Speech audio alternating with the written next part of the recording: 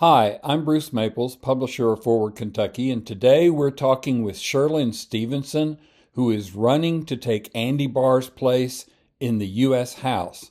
Before we get to that interview, though, I'd like to remind you that if you like the content we're doing in our channel, please subscribe, hit the like button down below, and visit forwardky.com to learn more about what we do and to sign up as a member. Let's get on to our interview with Cherlynn Stevenson. So we're here today with Cherlynn Stevenson, who is running for Congress to replace Andy Barr in the 6th District. Cherlynn, welcome to Moving Kentucky Forward. Oh my gosh, thanks so much, Bruce. I appreciate you having me on, and that is exactly what I am running for Congress to do, to move Kentucky forward. Excellent. This feels like, as Yogi Berra once famously said, this feels like deja vu all over again. You've been on here before. I've interviewed you when you were running for House, and we've talked at various events along the way. But I wanted to find out, even though I'm pretty sure I might know the answer, what caused you to come out of, quote, retirement and decide to run for this particular seat? Well, Bruce, I've never been one that really is somebody to just sit down and shut up. And so when my people, their healthcare, their food is being threatened, and we just have, so many things going wrong right here in Central Kentucky, I could not stay quiet. I had to stand up and try to do something to better my people. It's interesting when open seats happen. It's like a scramble, it doesn't affect you directly, but I'm interested watching the Senate race with Mitch McConnell retiring. Everybody and their brother is declaring that they're going to run. You've got, let's see, you've got Zach Dimbo and Aaron Petrie. Is that all the Democrats plus you? No, David Kloiber is running as well. Okay. All right. Well, unlike the others, you have experience. Yes. You've done this drill. Yes. When I interviewed you a long time ago, it was about how did you repeat in the House after they tried to get rid of you, because of course Republicans are scared of strong Democratic women. They are. So you had a real good process. Tell us a little bit about how you run a campaign and probably how you're running this campaign. Yeah. Well, we run as hard as we possibly can. We always run like we are 20 points down. I mean, that's the old adage, but it's true. You have to do that. And a campaign's kind of like throwing spaghetti at a wall and seeing what sticks. What works for you may not work for your neighbor, and it may not work for the guy in the fifth house down. So, you have to do all of the things. So you have to be like a little magician. You have to be everywhere that you possibly can be. You have to be reaching out to voters on every platform that you possibly can and trying to get information to them in every way that you possibly can. And that's the whole thing, right? We all hate that we have to fundraise because money is not the most important thing in politics, but the things that are cost money, and being sure that your message is getting through to every single voter and trying to convince them that you have the winning message and that you are the person that's going to go fight for them and their family in the halls of power, and then be sure that they actually get out and go vote and cast that vote for you. So you have to do all of the things. And so that's just the way that we have operated. We're heavy door knockers. And so I believe in getting out, meeting people where they are. How can you truly be a real representative of the people if you're not out talking to them and talking about the hopes and dreams that they have for their families, but also listening to their fears and their worries, when they lay down at night and what's keeping them awake. So you got to be out there. You got to be on the ground. You got to be talking to the voters and really listening more than you talk. And that was a winning formula for us for a long time. We flipped a district that had never, ever been held by a Democrat or a woman here on the south side of Lexington. And we were able to do that. And then we were able to hold. And then after they strongly came after me in redistricting, we held on then by 37 whopping votes, again, by that formula, just getting out, knocking doors, talking to folks. I have a very, very dedicated team, and they are amazing. They're the best surrogates in the world. So they're excited. We're excited. We are absolutely going to do this. We are going to flip this seat from red to blue, and we are going to finally give the folks in the 6th congressional district a voice in Congress that they haven't had for a long time. I'm impressed. You started out talking about we and my people, and you just used the word us. When I talked to you before, I was very impressed by the fact that you had a core team that not only, planned and so on and so forth, which anybody can have a meeting and draft a plan, Yeah. but they went out and on your behalf knocked on doors and took your message and so on and so forth. Yeah. I assume you still got that team. Have you Yeah. grown it? Has it expanded from when you were just running for a House district? Yes, it has. And it has grown and grown since that very first campaign in 2018. We knocked about 24,000 doors that year. And really, there were about 10 of us that did that. Right. And so we bumped that number up. We consistently had knocked about 30,000 doors in all of the other races. And that had grown. I mean, there were Saturdays when we had 30 and 35 people out knocking doors in a day. I mean, I hate to brag, but there were days that we would knock, 1,900 doors in a single day. Wow. And I know that some campaigns don't get that knocked in their entire campaign season. So I am very fortunate. I have cultivated a group of people that have the work ethic that I do. I've never asked them to do things that I don't do. So I am out there knocking doors with them. I am out there pounding the pavement just as hard as they are. And people like to see that, and it's great when I'm knocking with somebody and I'm on one side of the street and they're on the other, and they can be like, she's just over there, and they'll yell at me and they'll be like, Cherlynn, turn around and wave, and I will. So, but I think that's important. I think it's important for the voters to see that as well, and a strong leader will never ask people to do things for them that they're not willing to do for themselves. But it takes a team. I'm not in this for myself. I am in this for all of us. And they know that. And I am constantly overwhelmed by the fact that these people are willing to work so hard, but they know that they're not just doing it for me. They know that they're doing it for us too. This is a group of people that love their community and want it to be the best that it possibly can be. Later today, I'm interviewing Dr. Rachel Bittekofer. I don't know if you've heard of her. Of course I have. Okay. Well, Fancy. So one of the things that she emphasizes is, without putting too fine a point on it, how ignorant most voters are about politics. It's not something they follow every day.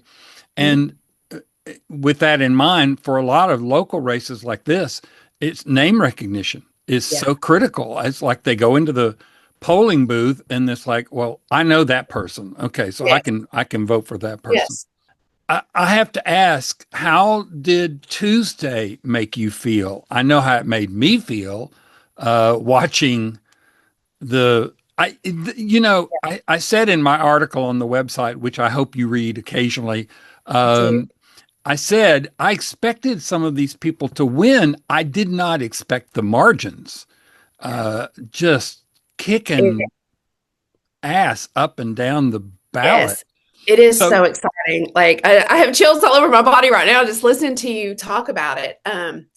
Absolutely amazing. But finish your question. I'm so sorry. Well, I was just going to say, normally anybody running for anything in Kentucky, unless your last name is Bashir, it's, blue to red red to blue is very hard.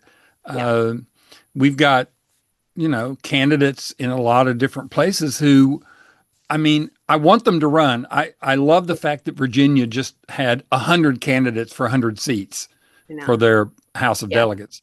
Yeah. And I would like to see Kentucky do that. But, we have to be honest. Look, you're going to run. It's going to be hard. You're going to lose. That's just how it is. But Tuesday made me wonder, okay, maybe some people are getting fed up with the whole thing, and maybe we can turn some people out, and maybe some of the Trump supporters either stay home or go, no, I'm tired of this. How did it affect you, and how did it affect your team? Well, we are all buoyed, obviously. It was so exciting watching all of those returns come in, and the next day, I happened to be in DC and I was talking to somebody and they were like, oh my gosh, this blue wave. And I was like, we can call it blue, but let's be honest. In large part, it was pretty pink. There were so many women who won on Tuesday. And that was a message that really struck home with me that Democratic women are getting it done for us right now because we are all pissed off. Women are the ones that are going to the grocery store and having to see those prices and make those Hmm. hard choices there. I know a lot of women are the people who pay the bills in their house. And so they are the people sitting down, at the end of the month and trying to figure out, is there more month than money? And so I think that they're tired of making those decisions. They're tired of telling their children no. They're trying to make hard decisions that affect their households. And we have too many families that right now are having to make really hard decisions about rent, medicine, and groceries. And we Right. should never, ever, in the richest country in the world, be asking our people to make decisions like that. And so I think folks are paying attention. And I understand that. I know that we have families that are working very hard. Some of those parents are probably working multiple jobs and they are juggling their children. They're juggling getting them to and from school, going to their multiple jobs, getting dinner on the table, getting homework done, taking their kids to soccer or ballet or whatever it is that they're doing, then getting those kids a bath and in bed. And then what little time is left, they're cleaning the house, they're picking up, cleaning the kitchen, they're picking up and preparing for the next day. And so when in that day did they have time to sit down and read the newspaper and really try to understand Hmm. all of the nuances of what's happening in Congress?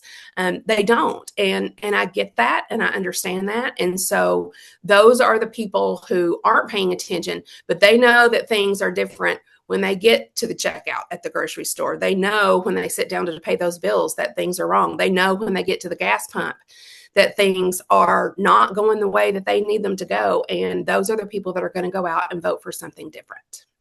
Is it easier to tell the story on the porch about, okay, Republicans just passed giant tax cuts for billionaires at the same time they're cutting off your food stamps?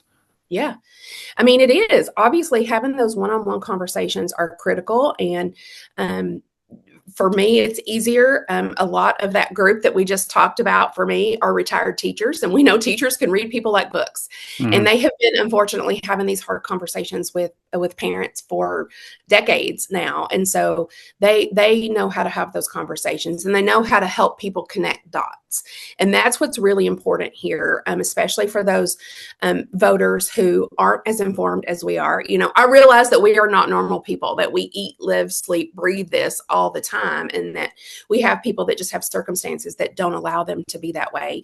And the divisiveness and pettiness of politics turns a lot of people off, and I get that too. But that's why getting out and knocking on those doors and talking to individuals one-on-one, meeting them at their home, is very, very important, and something that we're talking about, whether I'm talking to people on their porch or I'm talking to a group of 200 people, is that right now we are so fast, so far beyond red versus blue. We are in a time where it is billionaires versus you.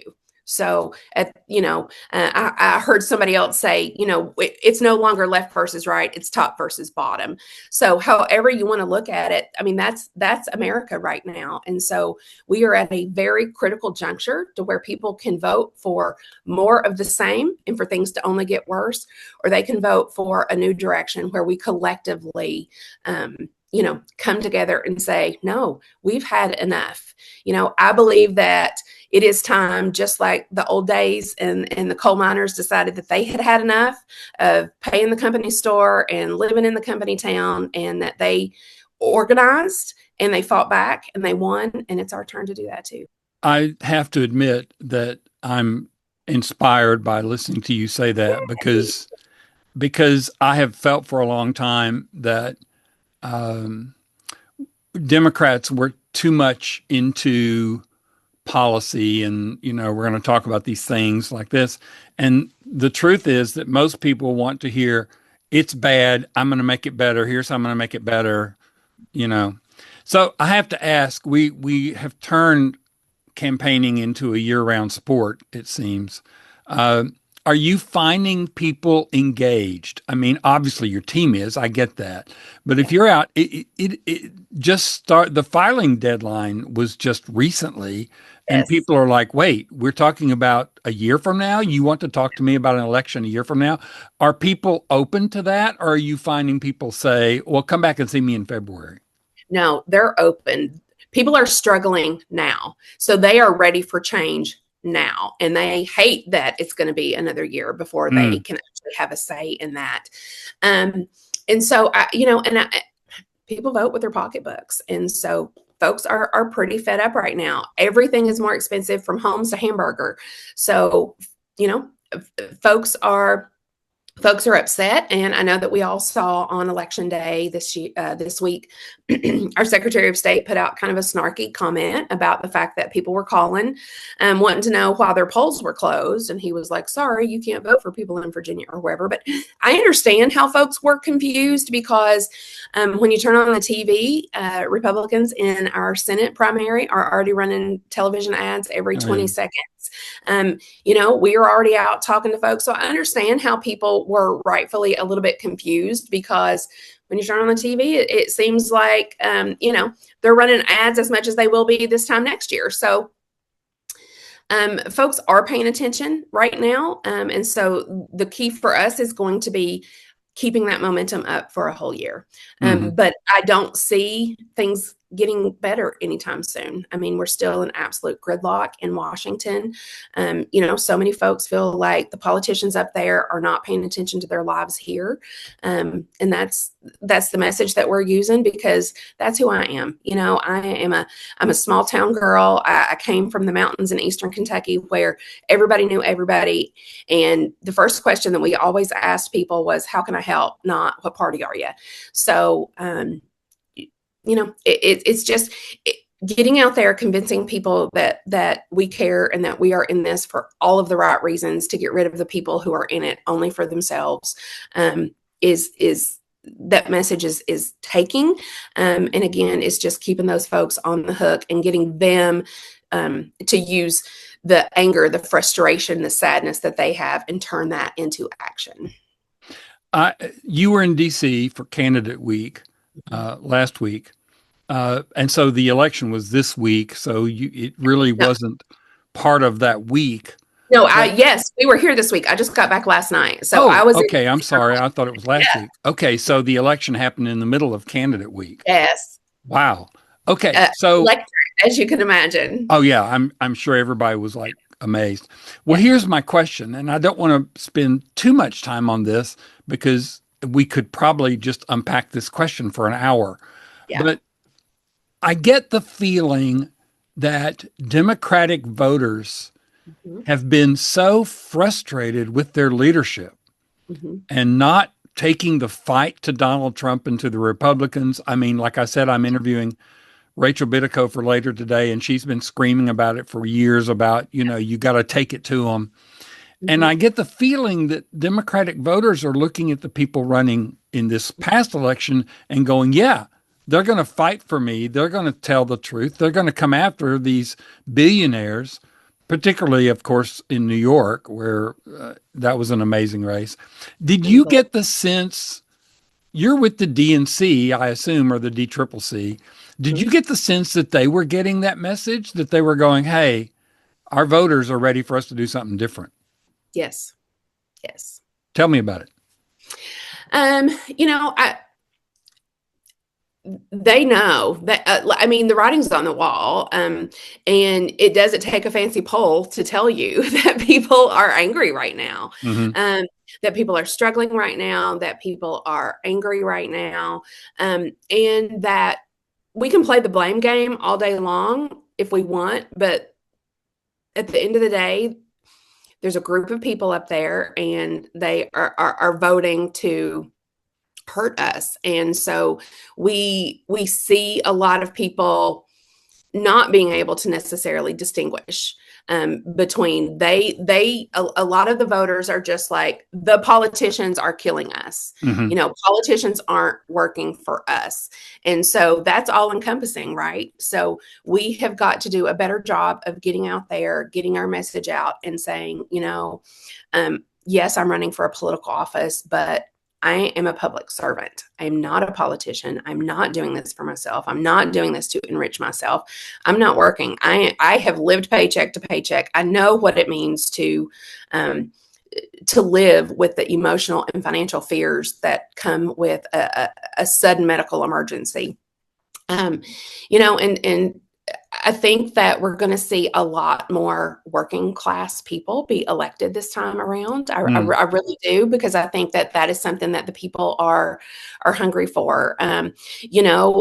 Too many voters view every single person in Washington as an elite, and that is kind of the problem right now. And I understand why folks might be a little bit upset with the Democrats and feel like they have kind of turned to that. I mean, we've heard folks say, "Oh, well, for every rural voter that we lose, we're going to gain 2 in an urban area," and that's not necessarily the vision that I have, or the credence that I follow. And so, one thing that I learned from being there this week is really, nobody knows our districts like we do. We are the ones that live here. We are the ones that are out talking to the voters every day. So we know what it feels like on the ground.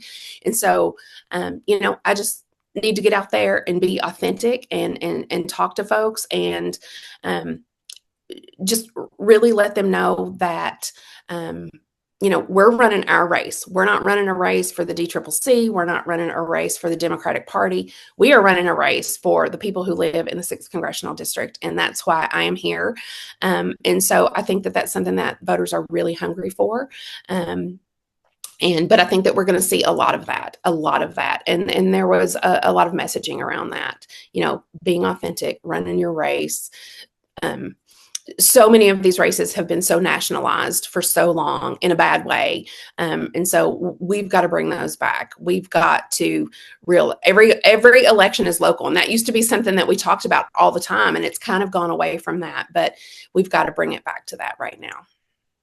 So some time ago, I heard a political consultant, talk about the messaging grid, which I'm sure you're familiar with.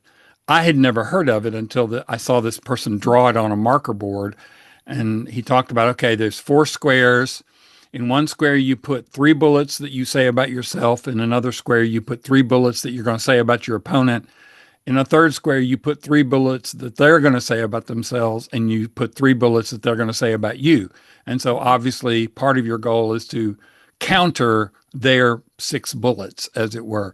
So let me ask you, if you were filling in that grid, what would be 3 bullets, and just get 3 bullets that you would say about yourself? I would say I am a mountain Democrat who grew up in Eastern Kentucky, raised by the best elementary school teacher that you'll ever find, and the toughest Army veteran and coal miner that you ever will meet. That I am somebody who has lived paycheck to paycheck, that, again, I know what being under a pile of medical debt feels like. And then I would also say I am the only candidate in this race that has experience of running and winning in a seat long held by Republicans. I'm the only candidate in this race that has fought back against the nasty and divisive politics that dominate our elections today. And I'm the only candidate that has stood on a legislative floor and fought back against MAGA Republicans. Excellent. I would normally ask you to fill in the other ones about the 3 bullets you think they're going to say about you, but we'll save that for after the primary because I want to ask that of whomever wins the primary. Yeah. So my next to last question is there anything that you wanted to talk about that I haven't asked you? No, I don't think so. I think that it is early. We're headed into the holiday season. I'm really proud of the team that I've put together. Our fundraising is going well. I'm so proud. more than 70% of our donations have come from right here in Kentucky. About 74% of our donations have been $25 or less. So, I'm really proud of the work that we're doing. I'm really proud of the coalition that we are building.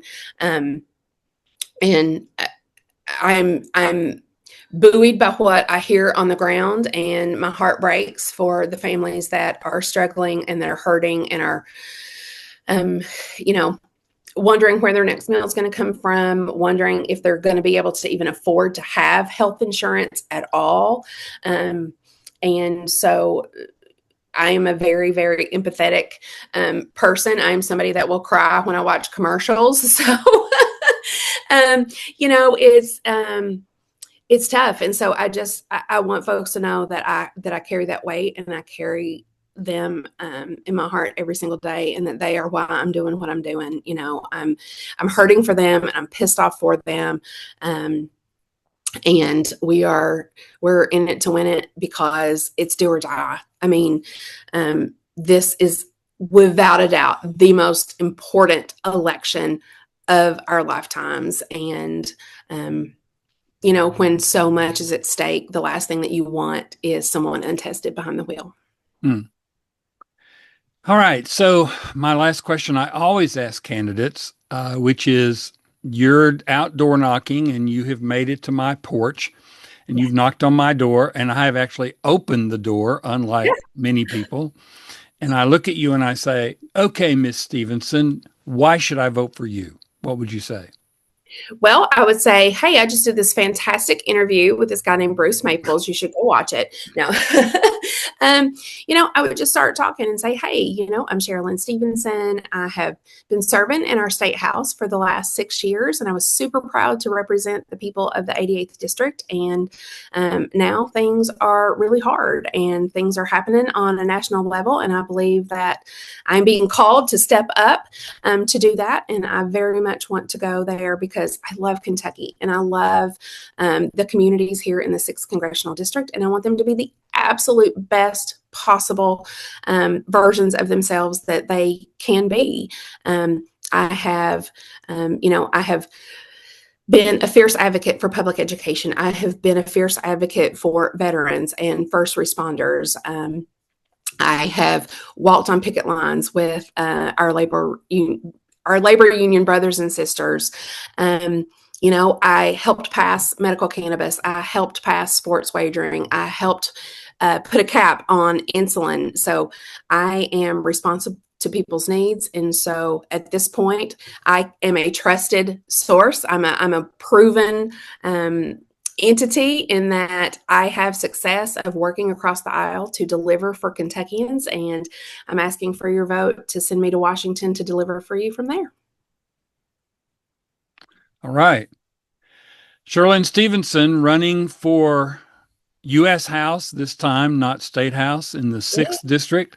Thank you so much for your time. Thank you for being with us. And we will probably have you back on later next year sometime.